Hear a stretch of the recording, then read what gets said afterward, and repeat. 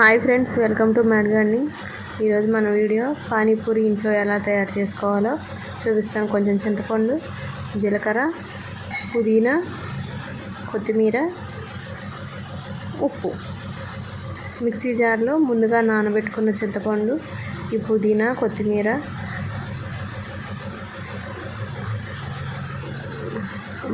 ఒక గుప్పెడు పుదీనా, ఒక గుప్పెడు కొత్తిమీర, కల్లుప్పు, కొంచెం జీలకర్ర, 2 పచ్చిమిర్చి ఉంటే ఒక అల్లం ముక్క మొత్తం వేసుకొని మెత్తగా పేస్ట్ లాగా మిక్సీ పట్టుకోవాలండి. దాన్ని ఇంకొక పెద్ద గిన్నెలోకి ట్రాన్స్ఫర్ చేసుకొని మళ్ళీ కొంచెం సన్నగా తరుక్కున్న పుదీనా, కొత్తిమీర, కరివేపాకు, ఆనియన్స్ అన్నీ కలుపుకోవాలి దాంట్లో వేసి. ఇంకంతే, పానీపూరి రసం అయితే రెడీ అయిపోయింది. తర్వాత మనకి ఉప్పు అది సరిపోయిందా లేదా అని ఒకసారి చెక్ చేసుకొని వాటర్ మిక్స్ చేసుకోండి. ఎక్కువ క్వాంటిటీలో అయితేనేమో ఒక జామకాయ అంత చింతపండు పడుతుంది. తక్కువ క్వాంటిటీ ఒక 20-30 పానీపూరీలకు సరిపోను అయితేనేమో ఒక నిమ్మకాయ అంత చింతపండు అయితే ఒక హాఫ్ అన్ అవర్ ముందు నానబెట్టుకొని ఉంచుకోండి. బాగా నానిన తర్వాత అయితే మిక్సీలో మనకి తొక్కు అది పడకుండా మెత్తగా పేస్ట్ అయిపోతుంది. సన్నగా తరిగి పక్కన పెట్టేసుకుంటే పానీపూరి రసం అనేది రెడీ అయిపోయింది. ఇంకా నెక్స్ట్ నేను మార్కెట్లో తీసుకొచ్చుకున్నాను రెడీమేడ్ పానీపూరీలు.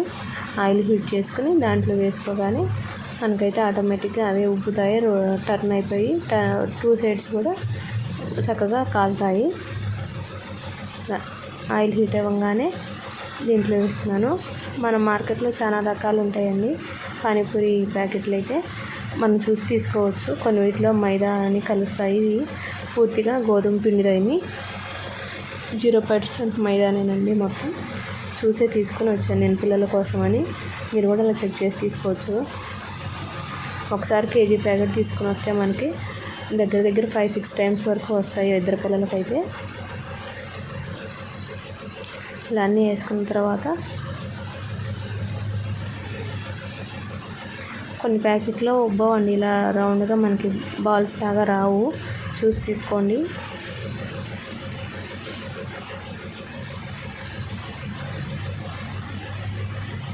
ఇంకంతే, ఆయిల్ కూడా ఏం పీల్చవండి. మనకి పైన టచ్ చేసినప్పుడు కూడా మనకు ఆయిల్ అనేది ఏం అంటుకోదు చేతికి. ఇలా ఒకటి ఏదో నలిగిపోయింది, మనం పైన అలా పొడిలాగా కలిపేసుకుంటే అది కూడా డిఫరెంట్ టేస్ట్కి అలాగా ఉపయోగపడుతుంది ఫ్లేవర్ కోసం. నెక్స్ట్ ఇంకంతే, మీరు బండి మీద తయారు చేసే చాట్ ఉంటుంది కదా, బఠానీ చాటు, అది చేసుకోకపోయినా ఇలా అయినా టేస్ట్ చాలా బాగుంటుందండి. చాలా ఈజీగా తయారు చేసుకోవచ్చు ఇంట్లోనే.